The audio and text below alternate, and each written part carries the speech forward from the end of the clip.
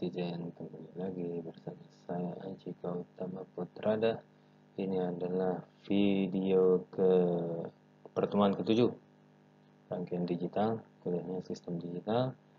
Kita sudah sampai video 6. Dalam video 6 ini kita akan membahas mengenai membaca rangkaian yang ada active law-nya. Sebelumnya kita sudah membahas apa itu active law. Nah, sekarang gimana penerapannya di rangkaian. Kita langsung saja ke contoh.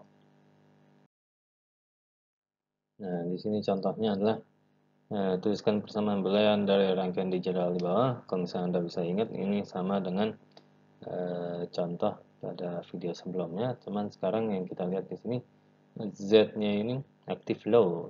Nah, sisanya ini active high. Nah, gimana caranya? Mari kita cari tahu. Ya, jadi pertama di sini yang harus kita lihat, di sini Y-nya high, kemudian dia bertemu not, maka di sini dia akan keluar menjadi Y low. Nah, itu kita tahan dulu sampai situ. Nah, cuman di bawah ini Z active low ini karena dia bertemu dengan suatu gerbang yang tidak ada pentulnya, maka dia akan berubah menjadi active high. Nah, tapi karena ini low ketemu high, maka ini disebut sebagai incompatible. Kalau misalnya dia incompatible, kita tulis gambar segitiga kebalik. Nah, segitiga kebaliknya ini warna merah. Kenapa? Karena saya menggunakan tinta merah. Kalau saya pakai tinta hitam, jadinya segitiga terbalik warna hitam. Nah, kemudian ini maka ketika dia bertemu incompatible seperti ini, kalau saya low ketemu high, maka ini menjadi Z aksen high.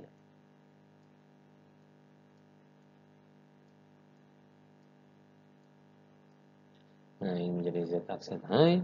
Nah, yang ini karena ini tadi low juga, terus habis itu jadi ketemu high juga, maka ini juga jadi incompatible. Kita tulis segitiga kebalik, maksudnya segitiga ya. Nah, terus dari situ kita ubah menjadi Y aksen high.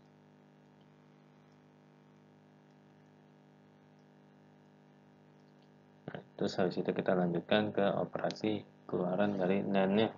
Karena ini NAND, terus habis itu ini ada pentul, maka dia menjadi active low, tapi operasi menjadi operasi N. Nah, ini tadi yang masuk adalah X sama Y aksen, maka dia ini X, Y aksen, tapi dia low. Kemudian ini Y high sama Z aksen high, maka dia jadi Y, Z aksen, tapi low.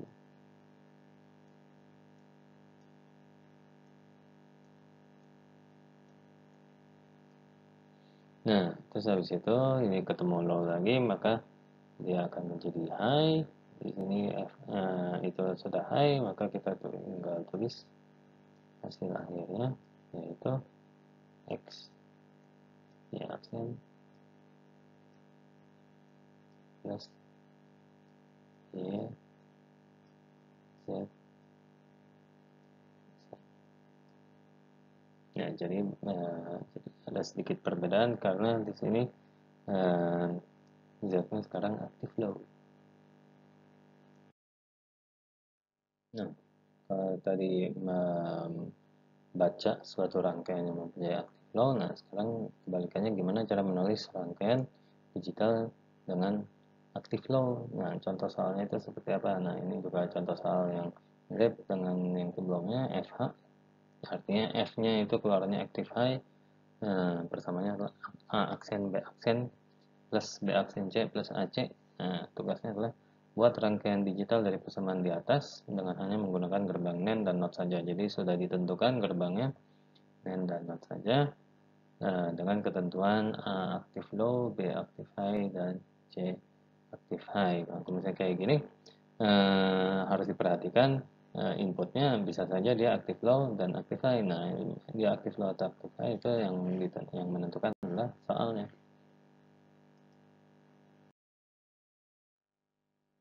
Nah, saya kira itu adalah akhir dari pertemuan ini. Dalam pertemuan ini dalam video ini kita berhasil membahas bagaimana menulis suatu persamaan jika terdapat active law dalam rangkaian tersebut.